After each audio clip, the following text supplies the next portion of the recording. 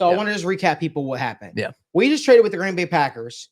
We got the Green Bay gave us pick 23, still in the first round, and they gave us their second rounder. So now already entering the second round, we have 2 second-round picks. Close. We moved back a couple of picks. We gave them a fifth rounder for next year. So we gave them a next year's fifth.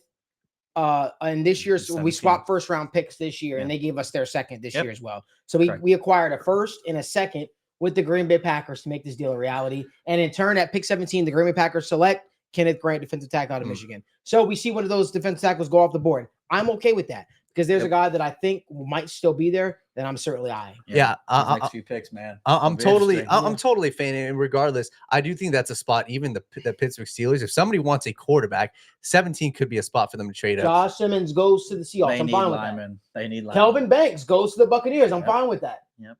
Donovan Azaraku goes to the Broncos. That's Shador Sanders. Shador Sanders goes to Pittsburgh, and Emeka Egbuka goes to the Chargers. Now, listen to me, guys.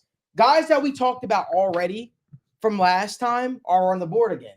Guys like James Pierce Jr., guys like Walter Nolan. But can I introduce you to a name that Daniel told me about a couple of weeks ago that at first I said, nah, Derek Harmon. If you're looking to get a guy, hear me out. If you're looking to get a guy, right, who has the ability to rush the passer from the defensive tackle spot, right? We know he was a transfer. That's this guy. Walter Nolan, right? We know he has the upside to be really, really, really good, right? But when I look at it, when I'm assessing the situation at hand, I look at it and I say, you know what? When you turn on the film, this dude is just a bulldozer. He's a game wrecker. He's 6'6", 300 plus pounds. He's a guy that is truly going to be a game wrecker in the National Football League. I'm actually thankful because guess what? I actually thought the Pittsburgh Steelers were going to consider him there. You know, Marissa said to me a while ago, when I turn on the tape and you watch a guy like Derek Harmon, say, you know who comes to mind? I said, what? Who? I didn't even think that she would. I wouldn't even think that she would come up with this, but she said Cam Hayward. She said Cam Hayward. And I said, if you're a Bengals fan, you know all about Cam Hayward. Sure do. You know? Jacqueline Hyde says, can you compare the two defensive tackles more directly? Sure. Yeah. I love this. I just hate to be boring, so I try not to be super boring about this. So I'm going to look right into the camera, Marissa. So make sure to put the camera on me real quick. So when you talk about Derek Harmon, at any point in time, Logan, feel free to jump in. I think what you're getting with Derek Harmon day one is you're getting the upside at pass rush. I also think you're getting the ability to stop the run. I think that Walter Nolan is a better run stopper than him. Better doubt. But I do think he's a better pass rusher at this point than Walter Nolan. However, I think Walter Nolan can develop and bridge the gap as a pass rusher. If you're the Cincinnati Bengals, you have to ask yourself, are you interested in taking more of a project at that spot? Or are you interested in taking a guy that could offer you something different from a 5-tech standpoint that a Derek Harmon can in the pass rush department?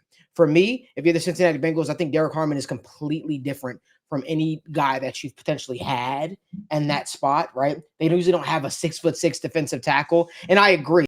We are just providing thoughts on all this. That doesn't mean necessarily we're going to go here, but it is something that we should consider. We should talk about a little bit more. I just think he offers a little bit something different, but I do believe that he has the ability to blow up plays. That doesn't mean he's always going to make up plays. I think somebody said it best. He's never going to be your double-digit sack guy, but he is the guy that's going to be a cleanup guy.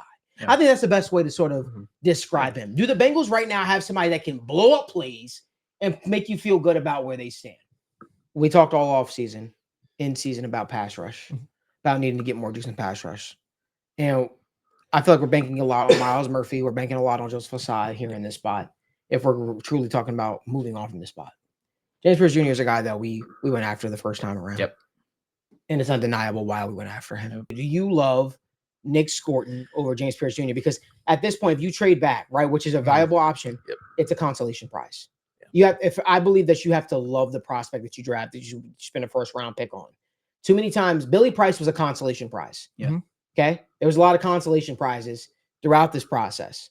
There are a bunch of guys that they've wanted in years past that they settled on because it's just the way the board shook out. You're lucky James Pierce Jr. is still sitting here. That's the way I look at it. I agree.